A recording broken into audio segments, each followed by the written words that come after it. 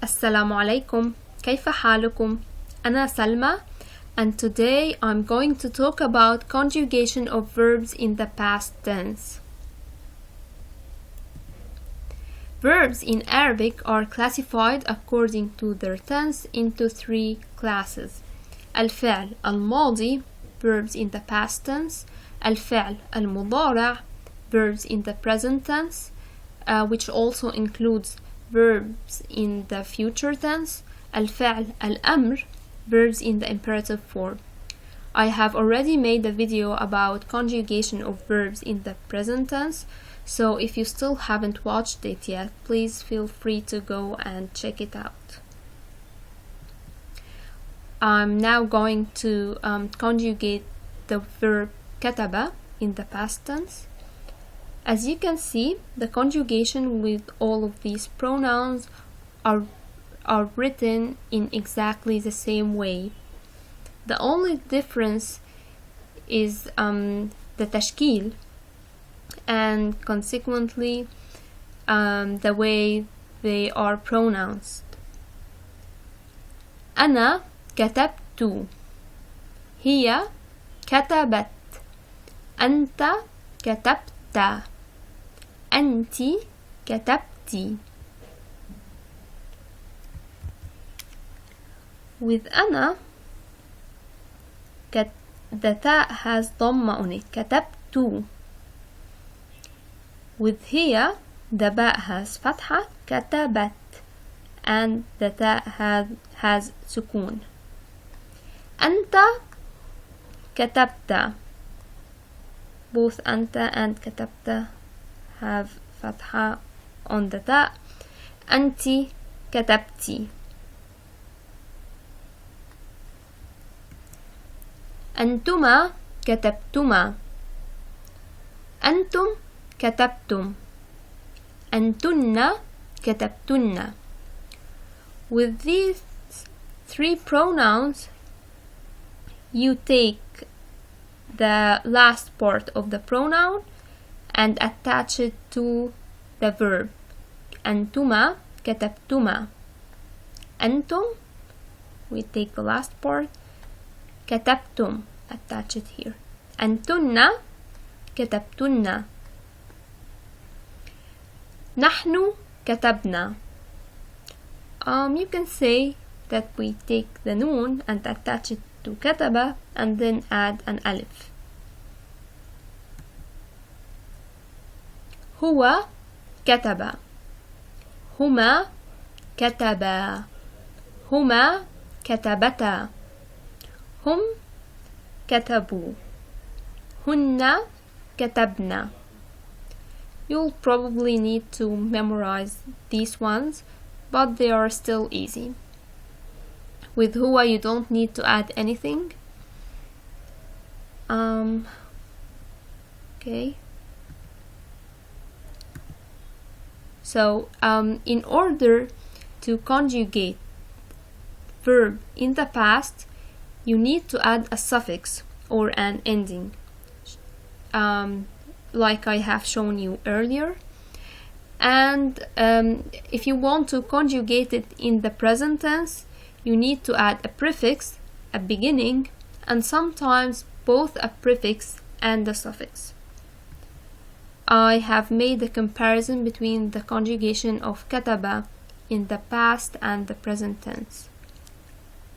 أنا كتبت, so we added an ending in the past tense. أنا أكتب, while when conjugating it in the present tense, we add a beginning.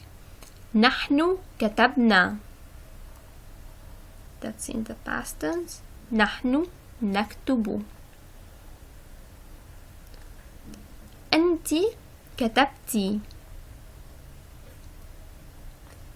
أنتِ تكتبين. Here in the present tense, we added a prefix or a beginning and a suffix or an ending. تكتبين. You can go through the rest of them by yourself. I will add a link of the PDF in the description box. Okay, there are some other for every rule there are exceptions.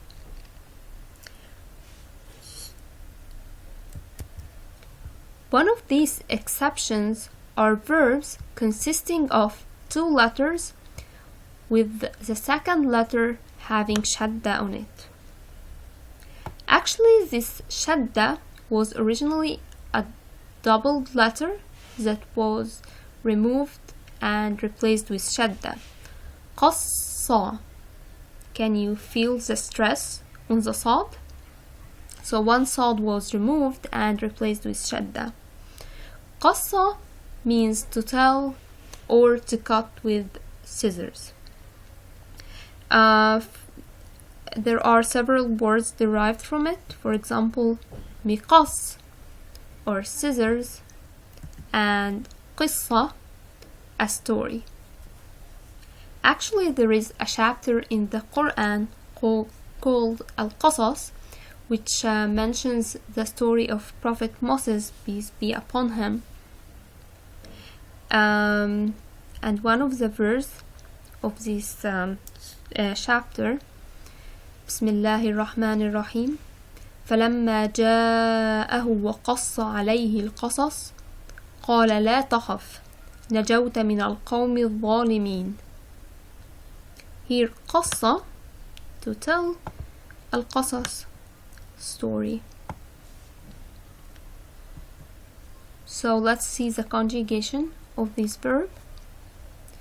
The only difference between it and the conjugation of kataba is that we expand the shadda to sad.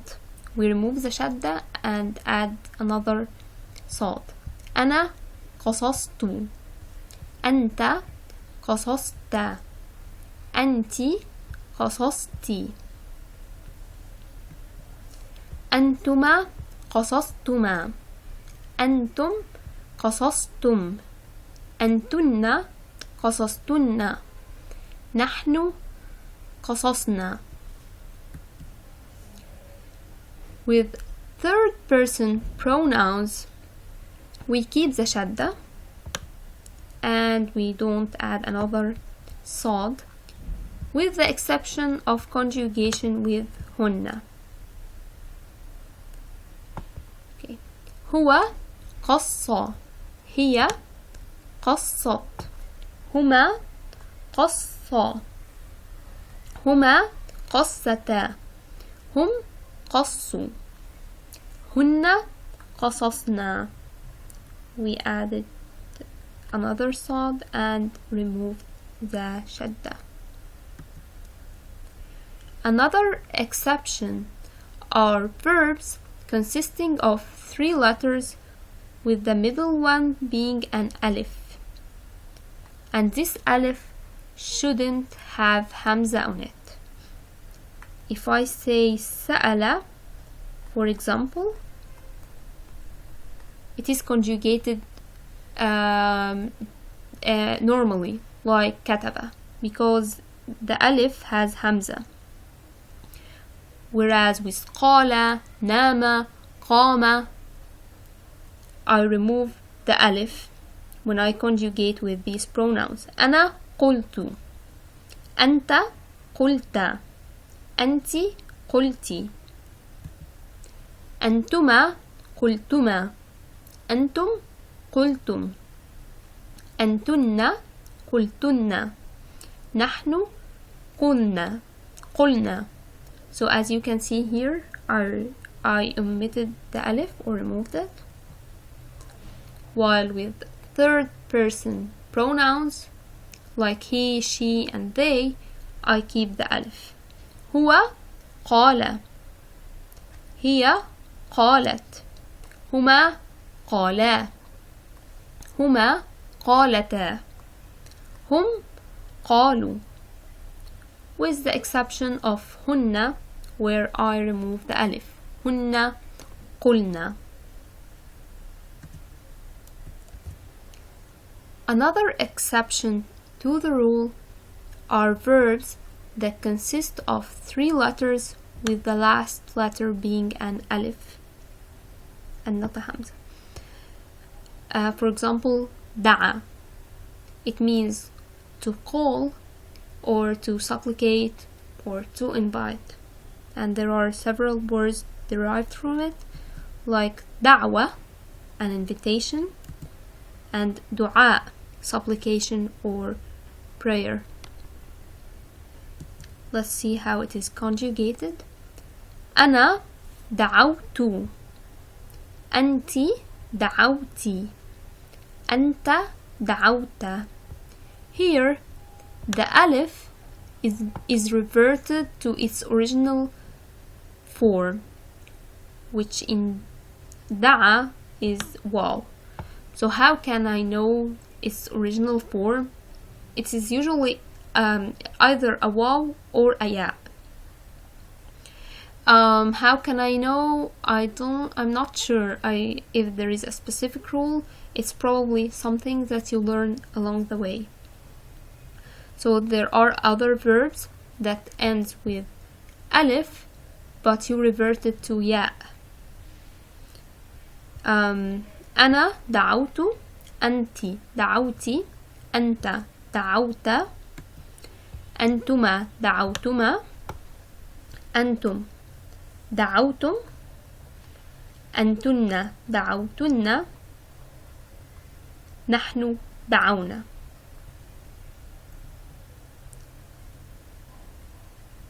هو دعا. Here I kept the verb without changing it. هي دعت. With هي I removed the Aleph and didn't replace it with waw. هما دعا. I kept the Aleph. هما دعتا. هم دعوا. هن دعونا. So these will probably require some memorization. I will add a link of the PDF in the description box with some exercise and answers. I hope that you liked the video. Thank you for watching. Please like, subscribe, and share. If you have any questions, feel free to write it in the comment section. في أمان الله. مع السلامة.